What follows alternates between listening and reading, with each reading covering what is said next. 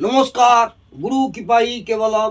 আমি আজকে ষষ্ঠভাবে শুক্র গ্রহ থাকলে জাতক জাতিকাদের কি প্রভাব হয় বা প্রভাব পড়ে সেই সম্পর্কে বিস্তারিত আলোচনা করছি। বিগত কয়েকদিন আগে লগ্ন থেকে পঞ্চম ভাব পর্যন্ত আলোচনা করেছি।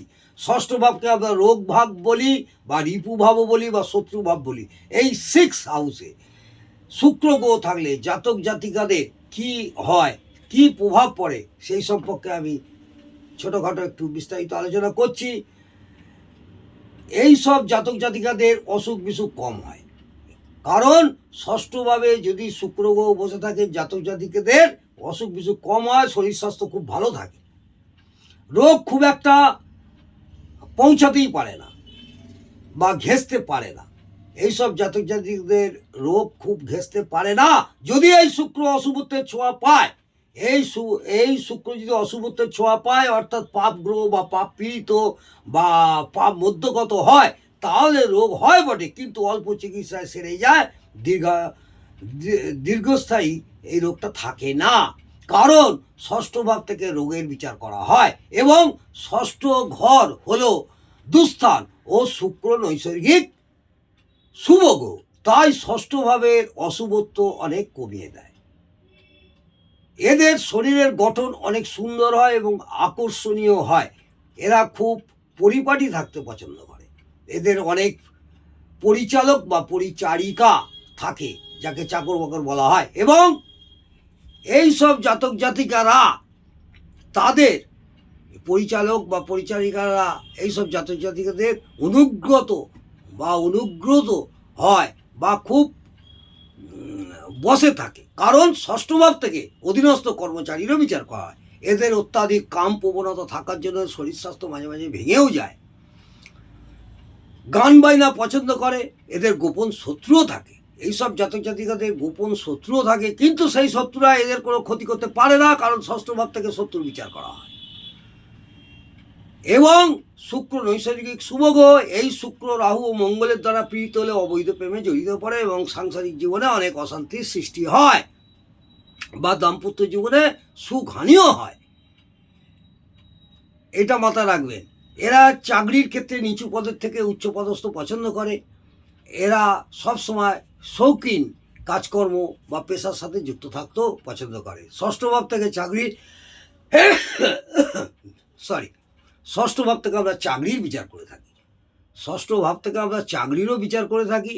যেমন আমরা দশম ভাবকে আমরা চাকরির ঘর ধরি, সেরকম ষষ্ঠ ভাব থেকেও চাকরির বিচার করা হয়। এবং শুক্র হলো বিলাসিতা এবং শৌখিনতার কারক গ্রহ। শুক্র হলো বিলাসিতা এবং শৌখিনতার কারক গ্রহ। এই শুক্র পাপ পীড়িত হলে চাকরিতে উচ্চ পদে সহজে পায় না এবং চাকরির ক্ষেত্রে সমস্যাও সৃষ্টি হয়, বা চাকরি ব্যবসা সব ক্ষেত্রেই একটু সমস্যার সৃষ্টি হবে।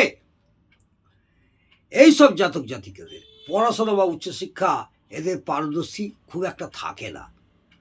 মোটামুটি এরা পড়াশোনা করে, পড়াশোনা বা উচ্চশিক্ষায় এদের পারদর্শিতা থাকে না, কারণ এদের পড়াশোনা মধ্যম অবস্থায় হয়ে থাকে। মামার বাড়ির সাথে এদের সম্পর্ক খুব ভালো থাকে, কারণ ষষ্ঠ ভাব থেকে মামার বাড়িরও বিচার করা হয়। এইসব জাতক জাতিকাদের মামার বাড়ির সঙ্গে সম্পর্ক খুব ভালো হয় এবং ষষ্ঠ ভাব থেকে আমরা মামার বাড়ি বিচার করে থাকি।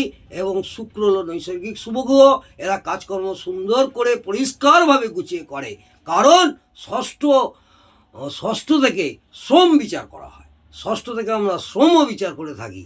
এবং শুক্র শৌখিনতা ও পারিপাট্যতার কারক গ্রহ। তবে এরা একটু শৌখিন হওয়ার জন্য কোনো কঠিন বা কঠোর পরিশ্রম করতেও পারে না। শুক্রের কার্যকরী ক্ষমতা যদি খুব কম থাকে, মাথা রাখবেন, শুক্রের কার্যকারিতা যদি খুব কম থাকে বা কোনো চার্টে যদি বর্গ বল কম পায়, তাহলে শুক্রজনিত রোগ হয়, কারণ ষষ্ঠ ভাব থেকে রোগও বিচার করা হয় এবং শুক্র বীর্যের কারক গ্রহ বা যৌনাঙ্গের কারক গ্রহ। এমনকি বহুমূত্র বা ডায়াবেটিসও হয়। এই শুক্র যদি পাপদৃষ্ট, পাপ পীড়িত, পাপ মধ্যগত, শত্রু গৃহগত, দুস্থানগত বা দুস্থানপতি হয়, বাদক স্থানে থাকে বা বাদকপতি হয়, নিচস্থ বা নাশস্থ হয়, অশুভ অ্যাসপেক্টে থাকে, ষোড়শবর্গে বল কম পায়, তখন সমস্ত শুভত্বের পার্সেন্টেজ কমে যাবে।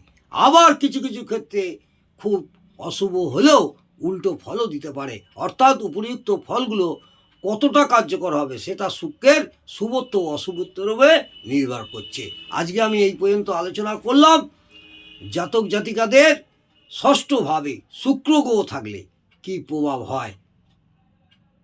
যদি আপনাদের ভালো লাগে অবশ্যই কমেন্টে জানাবেন এবং একটি লাইক করতে ভুলবেন না। নমস্কার, জয় মা তারা। ভালো থাকুন, সুস্থ থাকুন, আনন্দে থাকুন।